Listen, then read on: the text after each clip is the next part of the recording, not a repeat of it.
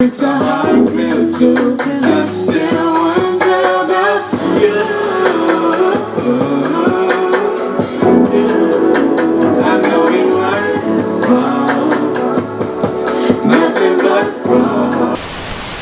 Oh my god, bro. The Alex Isley, Jack Don shit is crazy. What's good, y'all? It's Snoopy with just a review of the new CYBAH album, Broken Hearts Club. Now, the title alone got me intrigued for this sophomore solo LP. Now, if you've never heard of CYBAH, I advise you to go in the crates and check out any of the stuff she did on All Future Volume 2, any of the stuff she did with the internet, from Feel Good to Hive Mind to my personal favorite, Ego Death. Ego Death, I say, is a point where I really zoned in on CYBAH's music, based on the fact that she wasn't creating a new sound per se, but, you know, she was pretty much blending older genres of music into her own. New age soul mixed with some modern alternative. Now, CYBAH's been on a 5-year hiatus since her last solo effort, Finn. Project got categorized as very dark and smooth. A lot of Aaliyah influence throughout this whole project, from the production to the harmonies. Back when this project came out, I was saying it was underrated, and I still feel the same way. It's been 5 years, so I was going into this project excited, but also worried based on the fact that CYBAH is a curator of new sound. So I was, you know, pretty excited to see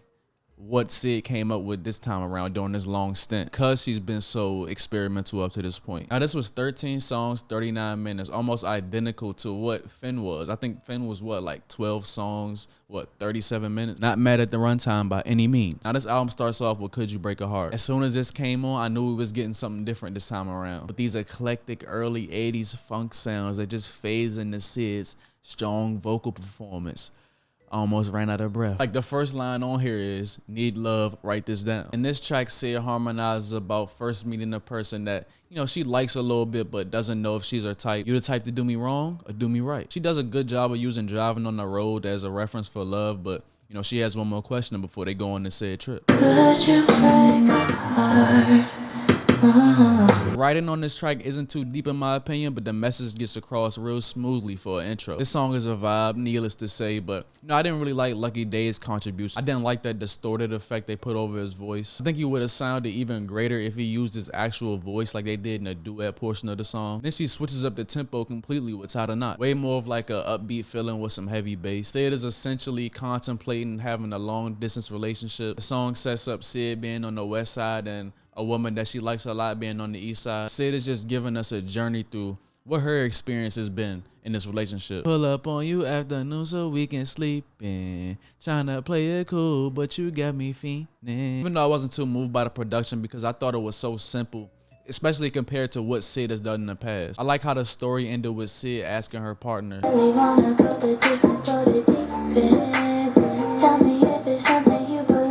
a question that can be taken two ways based on the song structure. Hey, do you believe in long distance? Or, matter of fact, do you believe in love at all? Now, at this point, I already feel like CYBAH is playing with my emotions because she switched right back to the 80s style on Fast Car. Automatically, I felt the same energy as track one, not just based on the production, but just also based on lyrically and, you know, her soft and soothing vocals that just bleed through the music. In track one, CYBAH puts emphasis on driving on the road of love, and, you know, I feel like this song just keeps the idea going conceptually. This is all about CYBAH and her lover. Well, it seemed like a situationship at this point, but in this song, they're in this car, and CYBAH's imagery is just so appealing and forthcoming about how she doesn't care about what other people think about her love affair. She's using this fast car as a shield for her love. Even though she doesn't care if people see, she's still worried about if her counterpart feels the same way. So within the confines of this car, they're free of judgment and, you know, pretty much can do whatever they want. The metaphors in this track are amazing. Like when she said, "Take me there, I wanna ride, no one can see inside," on this addictive chorus. Song 4, Right Track, featuring Smino, opens up with some acoustic guitar in the background on some more loose production. CYBAH showing off her mouthpiece on this joint. She talking like players supposed to. This song is about CYBAH basically courting this woman by bringing up scenarios like, picture you and me in love, you and me, meaning going in a great direction with this little situationship going on. I feel like the chorus could have been stretched out with more meaningful lyrics instead of just saying, yeah, yeah, yeah. I wasn't mad at Smino's contribution to the track, but it did come off as a, I would say effortless, affectionate verse. I do like when he said I'm an NERD about that P for real. That was nice. I like that. Me too. You get a kind of non-existent, I would say, transition into, you know, one of the more moderate tracks on the project. I would say Sweet, produced by Sid. It starts off with this real spacey, dizzy production for the first 35 seconds. And that drum pattern just comes in so smooth just to add another layer onto this already wavy production. This track off top went into my blunt playlist. I'm like, yeah, I need this. Thought that this track could have been longer in my opinion, and also I feel that it lacked a little bit of originality because I always hear some Aaliyah in Sid's music. I always feel that, which I get more of in the next track, Control. I didn't know if this was a sample of Aaliyah's One in a Million, but it sure sounded like it. First I thought it was a ripoff, but then I seen it was produced by Rodney Jenkins. He did songs with Destiny's Child, Ray J, Michael Jackson, so you know, I wasn't too mad that he sampled it, if it was sampled. Even though Sid's vocals on this track come off like Aaliyah's as well, I still can't deny the fact that her vocal performance is great.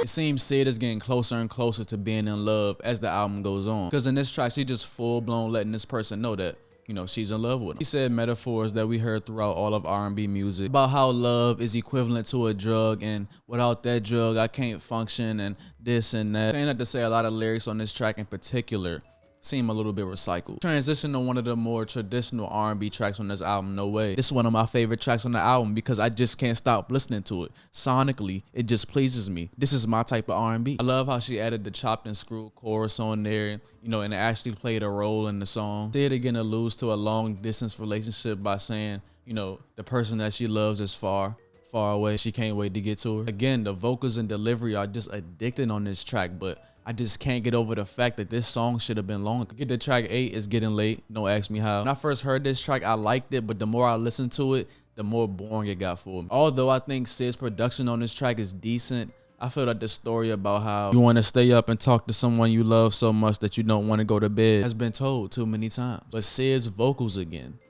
addicting. Now we get to a true playlist of mine. This Out Loud joint, yeah, this song is about how Sid wants the person that she's in love with to you know, like make it known that I'm in love with you, bitch. Like, why are you hiding? I will say I was really impressed by the chorus that Sid put together on this track, and Kehlani,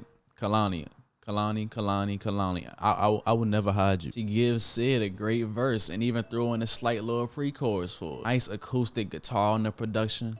Yeah, this one of the ones. But Sid start confusing me again on track 10, Heartbeat Freestyle. What you mean, is this for real or is this for show? Like you just said you wanted to be shown. Nah, honestly, this is a nice little freestyle though. I'm not liking the fact that, you know, it's a freestyle on a project that I've waited 5 years for, but you know, whatever. Although this album has been good to me so far, I was still left searching, you know, for anything, any inkling that Sid's heart's been broken.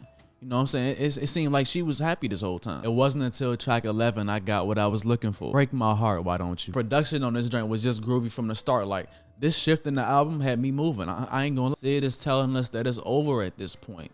You know, it went from I love you to I miss you that quick. Sonically, it doesn't sound like Sid is too hurt singing this, but you know, the lyrics will tell you otherwise. It's one of my favorite tracks on the whole album. You know, that's a thumbs up for Sid the Kid. In the start of track 12, Goodbye My Love, we get some beautiful synths along with, you know, some great piano work throughout. And smack dab in the middle of the track, Sid is basically living by the title by just saying goodbye. My love doesn't work for us. I think the last track and the track before that one really made this song an intricate piece in this whole album. Because I feel without those two tracks, you wouldn't even have an idea of what went wrong in Sid's relationship. Like you wouldn't know at all. Then we get to the outro, Missing Out, which is set up perfectly in the sequence of the album based on the fact that Sid is speaking from a place of closure. Sid explains that her and the person that she loved could have never worked because they didn't really take the proper time to work things out. And goes on to talk about the day and how and why she left. But then brings it back to Shawty. You the one missing out. I hope you find what you truly seek, even though you don't at all. Like, you don't care what they go seek out. You don't give a fuck, but you missing out. Final thoughts on this project. I'm just glad we got another Sid project, first of all. I like the album a lot. When I first listened to it, I thought it was a watered down concept of an album. We fell in love, then fell out of love. The more I listened to it, the more I came to appreciate it sonically. And you know, I would say I was glad to get a glimpse of to what Sid has been going through in her love life for the past 5 years. I do wish Sid got a little deeper with the concepts of the songs, because earlier in the project I thought it was a lot of copy and paste, but I think she did a decent job with picking that up in the latter part of the album. I'm interested to see if Sid is going to go on another hiatus or if we're going to get more music from her, because this fed me as far as my appetite for Sid, but it didn't get me full even though I liked it. Overall, I would say I'm not a big fan of rating albums, but since I sat with this one long enough, I'm gonna go ahead and give it a 7. To wrap this whole thing up, I'm Snoopy. Appreciate y'all. Love y'all. You already know how we do it. Hey, comment down below what you think about the album. I done forgot what I was about to say. If you like the video, like the video. If you want to subscribe, subscribe. I'm here. I'm gone. Yee.